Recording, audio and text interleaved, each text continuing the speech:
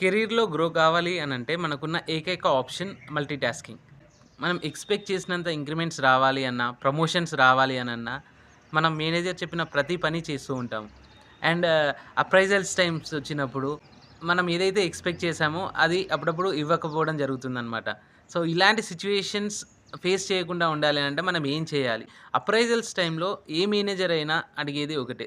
అంటే నీకు ఇచ్చిన పని నువ్వు చేశావా లేదా అని జెప్పేసి ఒకటే చూస్తారు ఫస్ట్ థింగ్. సో, మీరు ఇచ్చిన టైంలో అది ఫినిష్ చేస్తే you will be getting a nominal increment. Like organization ప్రతి ఒక్క ఎంప్లాయీకి ఎంత ఇంక్రిమెంట్ అయితే ఇవ్వాలి అని అనుకున్నారో అంత ఇంక్రిమెంట్ వచ్చేస్తుంది.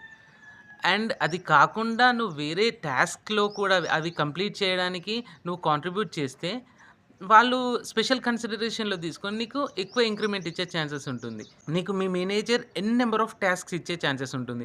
చెప్పలేం, చిన్న వర్క్ అయినా కూడా you should consider it as a task.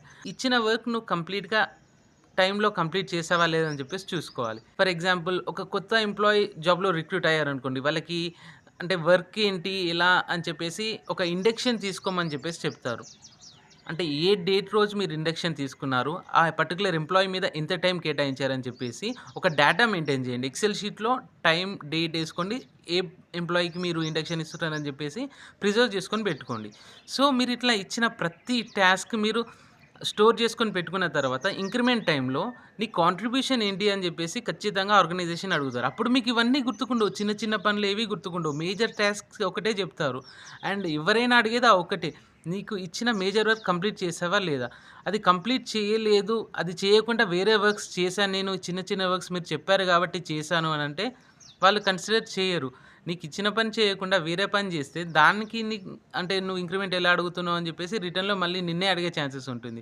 Appraisals టైమ్‌లో ముందే ఒక 1 మంత్ ముందు సార్ నేను ఈ టాస్క్ కంప్లీట్ చేశానని జెప్పేసి కంప్లీట్ లిస్ట్ మీరు మీ మేనేజర్‌కైనా, హెచ్ఆర్‌కైనా షేర్ చేస్తే వాళ్ళవన్నీ ఒకసారి అబ్జర్వ్ చేస్తారనమాట. ఎందుకంటే వాళ్ళకి గుర్తుండదు. నేను ఇన్ని పనులు చెప్పానని జెప్పేసి. ఏదైనా ఇన్‌కంప్లీట్ వర్క్ ఉంది అనంటే అది ఎవరికో ఒకరికి అసైన్ చేసేస్తారు. బట్ ఆ వర్క్ ఎవరు చేశారు ఏంటి అని జెప్పేసి చూడరు. అప్రైజల్స్ టైమ్‌లో ఈ పర్టిక్యులర్ చిన్న వర్క్ ఎవరు చేశారు ఏంటి అని జెప్పేసి తనకు గుర్తుకుండదు. సో, ఈ డేటా అంతా మీరు మెయింటైన్ చేసుకుంటే తను ఫిల్టర్ చేసుకుంటారు. ఎవరు ఎక్కువ ఎఫర్ట్స్ పెట్టారు, ఎవరు నేను చెప్పిన పని ప్రాపర్‌గా ఫినిష్ చేశారు, అండ్ ఆర్గనైజేషన్ గ్రోత్‌కి ఎవరు యూజ్ అయ్యారు ఏంటి అని జెప్పేసి వాళ్ళు కన్సిడర్ చేసి దాని ప్రకారం ఇంక్రిమెంట్స్ ఇస్తారు. అండ్ ప్రమోషన్స్ విషయానికొస్తే ఫ్రీ టైమ్‌లో గూడా చాలామంది ఏం చేస్తారనంటే కొత్త విషయాలు నేర్చుకోవడానికి ట్రై చేస్తూ ఉంటారు. చాలామంది అనొచ్చు వాళ్ళు మేనేజర్‌కి క్లోజ్, వాళ్ళు చెప్పిన పనంతా చేస్తారు. అందుకే వాళ్ళకి ఇంక్రిమెంట్స్ ఒస్తాయి, ప్రమోషన్స్ ఒస్తాయనంటే సో, ఇట్స్ దేర్ స్ట్రాటజీ. వాళ్ళకి తెలిసింది ఏది వర్కౌట్ అవుతుందో ఏంటి అని జెప్పేసి మేనేజర్‌తోని ఎలా మాట్లాడాలి, ఏంటి, ఏం చేస్తే నాకు కావాల్సిన పని మేనేజర్ చేస్తాడని జెప్పేసి వాళ్ళకి తెలిసింది. వర్క్ చేస్తే నాకు ఖచ్చితంగా ఇంక్రిమెంట్ ఉంటుంది అండ్ ప్రమోషన్ ఉంటుంది అని జెప్పేసి మీరు నమ్మారు. నమ్మినప్పుడు at least you do that particular thing. ఇవన్నీ కాకుండా నీకు మేనేజర్‌తోని మంచిగా మాట్లాడడం రాదు. వర్క్ చేయడం గూడా పాసిబుల్‌గా ఉండదు. కాకపోతే ఇంక్రిమెంట్ రావాలి, ప్రమోషన్స్ రావాలి అంటే ఇట్స్ ఇంపాసిబుల్ అనమాట. Politics always will be there in the corporates. కాకపోతే ప్రతి ఒక్కరు అలా ఉంటారని కాదు. ఇప్పుడు చెప్పిన పని ప్రాపర్‌గా టైంకి ఫినిష్ చేస్తున్నారు అని చెప్పేసి వాళ్ళని స్పెషల్‌గా ట్రీట్ చేస్తారు అంతే. మీరు గూడా ఆ లీనియన్స్ తీసుకొని మేనేజర్ దగ్గరికి ఎళ్లి లైక్ నాకు గూడా వర్క్ అసైన్ చేయండి. నేను గూడా ఇచ్చిన టైంలో ఫినిష్ చేస్తాను. ఇచ్చి చూడండి నాకు. మీరు ఇవ్వకుండా ఎలా తెలుస్తుందని జెప్పేసి అడగండి. సో, అంటే వర్క్ పెరుగుతుంది నాకు అని జెప్పేసని మీరనుకోవచ్చు. అవును, మరి వర్క్ పెరిగితేనే గదా! ఎక్కువ వర్క్ చేసిన వాళ్ళకే ప్రమోషన్స్ అనేవి ఉంటాయి. మీరు ఎక్కువ వర్క్ చేయకుండా నాకు ఎక్కువ వర్క్ చేసిన వాళ్ళకి ఎంత ఇంక్రిమెంట్ అయితే వస్తుందో నాకు అంతే రావాలి, వాళ్ళకి ఏదైతే ప్రమోషన్స్ వస్తున్నాయో నాకు అలానే కావాలంటే కుదరదు. So, you need to learn new things every day ఖచ్చితంగా. And you need to have a healthy relationship with the manager.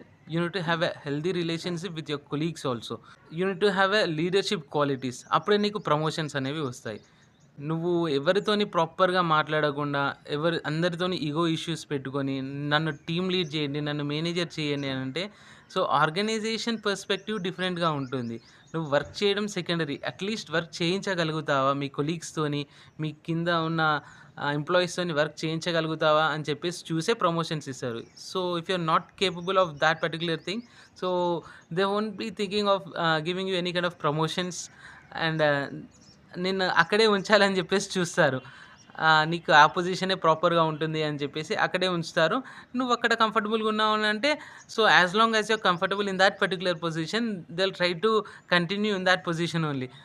ఒకవేళ నువ్వు లేదు నాకు నచ్చట్లేదు అనంటే వెళ్ళిపో అని చెప్పేసని అంటారు అంతే. ఎవ్వరైనా కూడా డైరెక్ట్ నేను వెళ్ళిపో అని చెప్పేసి చెప్పరు. నువ్వు వాళ్ళకి నచ్చినట్టు పని జేస్తే నీకు ప్రమోషన్స్ అయినా, ఇంక్రిమెంట్స్ అయినా ఉంటాయి. లేదు అనంటే నువ్వు వెళ్ళే విధంగా వాళ్ళే ట్రై చేస్తారనమాట. నీకు ప్రమోషన్స్ ఇవ్వకుండా, ఇంక్రిమెంట్స్ ఇవ్వకుండా నిన్ను అదే పొజిషన్‌లో ఉంచి నీ అంతట నువ్వే వెళ్ళే ప్రయత్నం వాళ్ళు చేస్తారు. నేనేం నిన్ను తీసేయట్లేదు. నీకు నచ్చితే ఉండు లేదంటే లేదు అని చెప్పేసి కూల్ అండ్ కామ్‌గా చెప్పేస్తారు. మేనేజర్ అయినా, టీమ్ లీడ్ అయినా వర్క్ చేయడం సెకండరీ. టీమ్‌ని మెయింటైన్ చేయగలుగుతాడా? మేనేజ్ చేయగలుగుతాడా? అని చెప్పేసి మాత్రమే కన్సిడర్ చేసి ప్రమోషన్ ఇస్తారు. సో, మోస్ట్ ఇంపార్టెంట్ థింగ్ ఏంటి అనంటే, మీకేదైతే టాస్క్స్ ఇచ్చారో, ఆ టాస్క్ డేటా మెయింటైన్ జేసుకోండి ఖచ్చితంగా. ఎందుకనంటే, మనకి నిన్న జేసిన పనే ఈరోజు గుర్తుకుండదు. మీరు 1 ఇయర్ తర్వాత మీరు ఏ వర్క్ చేశారో చెప్పండి అని జెప్పేసనంటే, సో, ఎవరు చెప్పలేరది. కాబట్టి ఎవ్రీ డే మీరు చేసిన వర్క్ డేటా అనేది మీరు స్టోర్ జేసుకోండి.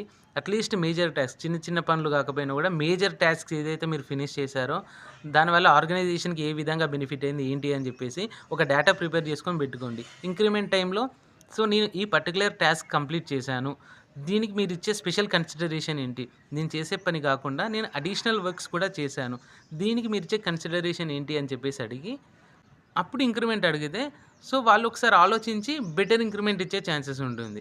అండ్ మీరు చేసిన టాస్క్ ఒక మేనేజర్ కూడా చేయలేదు అని ఆర్గనైజేషన్‌కి అనిపిచ్చింది అనంటే, అప్పుడు వాళ్ళు మీకు ప్రమోషన్స్ ఇచ్చే ఛాన్సెస్ కూడా ఉంటుందనమాట. సో, వర్క్ చేయడమే కాదు, మీరు చేసిన వర్క్ డేటా అనేది మీరు ఖచ్చితంగా స్టోర్ చేసుకోవాలి. అప్పుడే మీకు కెరియర్‌లో గ్రోత్ ఉంటుంది. లేదు అంటే మీరు అక్కడే స్ట్రక్ అయిపోతారు. That's all for today. Thank you.